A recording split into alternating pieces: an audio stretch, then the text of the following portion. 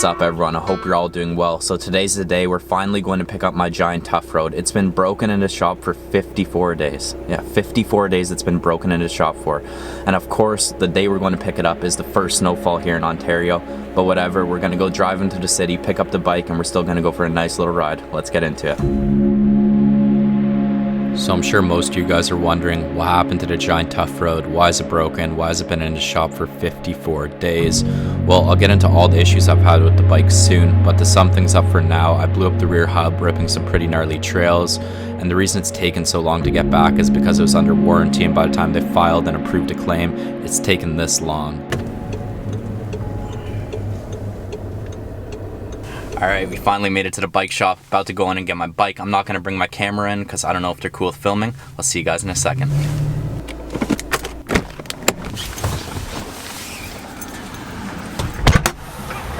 Phew! Finally got the bike, let's go! I'm stoked now.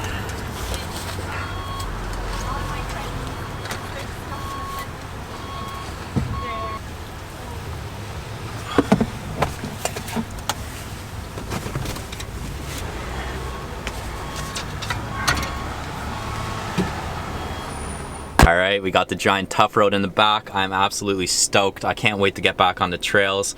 I'm in the heart of the city right now, so I'm going to get out of here because if I wait a little longer, I'm going to be stuck in traffic for hours. So I'm going to make it back to my house, set up the bike, and we're going to hit the trails. Let's get into it.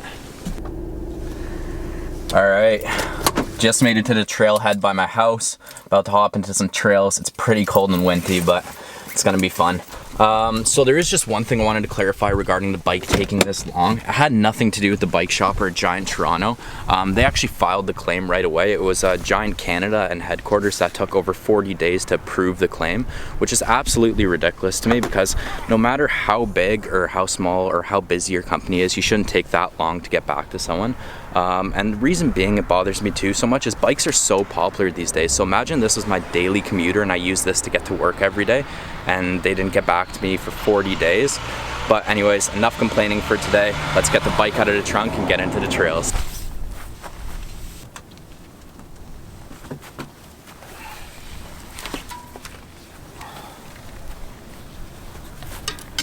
Alright, so for those who don't know, this beauty rig right here is the 2020 Giant Toughroad SLR GX2. I got this about 6 months ago. It's been an absolute beauty. I love this thing, but I have had some issues with it. I'll get into all the problems in a second. Let's just get the wheel on and get on the trails. Alright, so one thing I quickly just did, I added one of my old mics onto the handlebars here because I wanted to figure out a good way to get audio and video while I'm riding because I obviously can't bring this big camera with me. So I'm going to run this mic and the GoPro here on my head. We'll see if this works. If the audio is not good, I'll just talk over on the mic back in my house. But yeah, let's test this out and get the GoPro set up. Alright, we got the GoPro all set up here. Hopefully the quality and everything is alright with the mic and the GoPro. It is super windy, so I honestly don't think the quality is going to be that great. But we'll see in a second, guys. We're about to head into the trail now. It starts off with, one second here. Starts off with some nice pavement. So right off the bat, the brakes are feeling good. The chain is squeaking a bit, so we got to adjust the derailleur. But yeah, the bike feels super smooth right now. The rear hub's obviously not making any noise, so that problem's fixed, which is good. Yeah, I'm super stoked to be on the trail right now. But damn, it is cold and windy.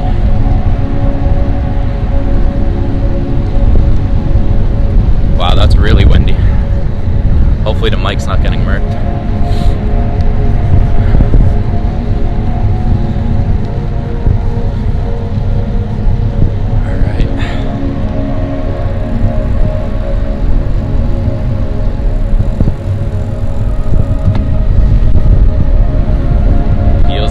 Back out here, guys. Oh man, does it ever.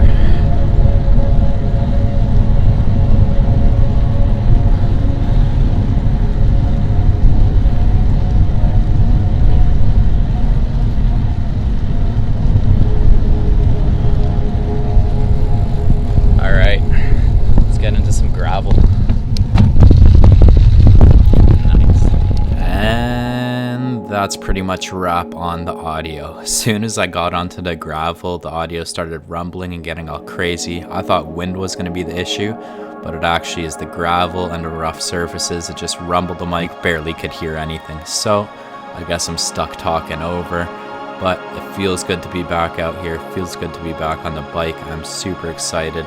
This trail is super cool. I haven't been here in months. There's a ton of different sections. It's got dirt, gravel, pavement, some nice downhill, some nice uphill climbs. But first things first, let's get into some nice sandy sections.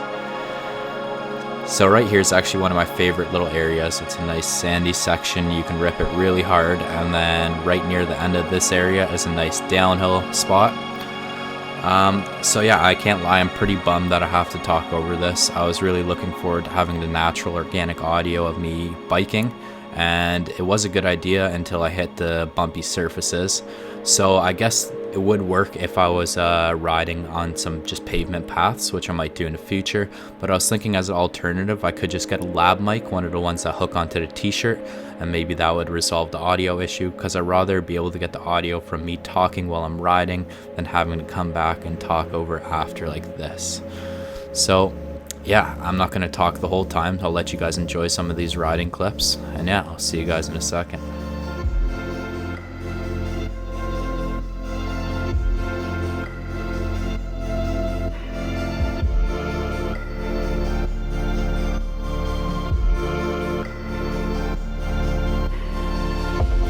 So actually, funny story, this section right here, this turn during the summer, it was really sandy, and I slipped out, and it was the first bail I had on my bike, and the metal spikes on my pedals completely ripped up my leg, and I still have scars to this day.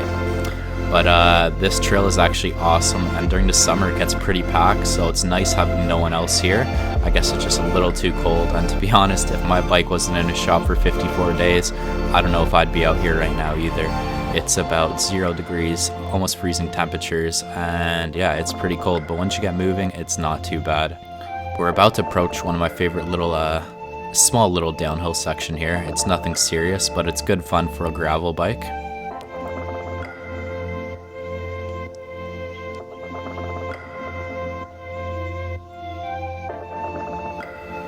And yeah, if you're watching still and you made it this far, let me know in the comments. Do you like seeing videos like this? What would you like me to do in the future? I even thought it'd be cool maybe to make like a podcast type thing where I talk while I ride and you guys have a visual too. So yeah, let me know what you guys think.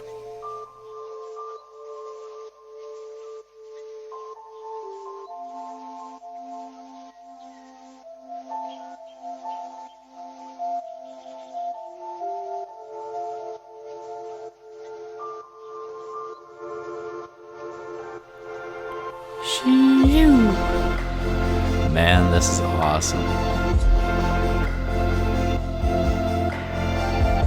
Couple doges.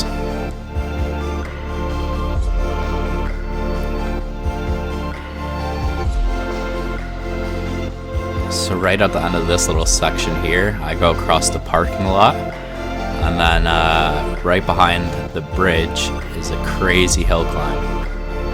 Well, it's not that crazy, but it's crazy for me.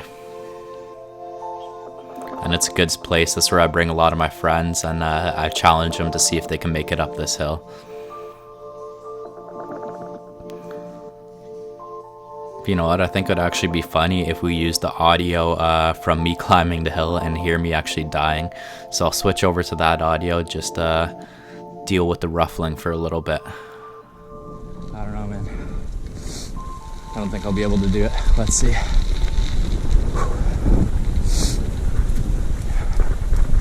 Whew, it's cold. The nose is running.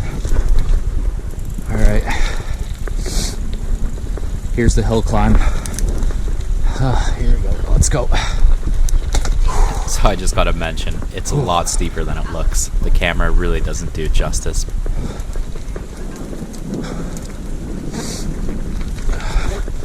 Just gotta hang hard, right?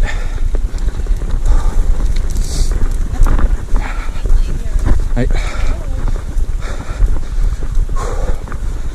Oh, it starts to get really steep here. Whew. Oh, legs are on fire.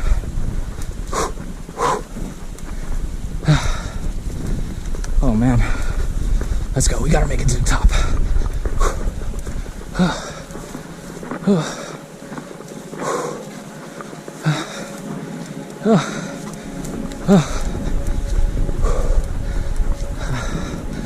Holy shit.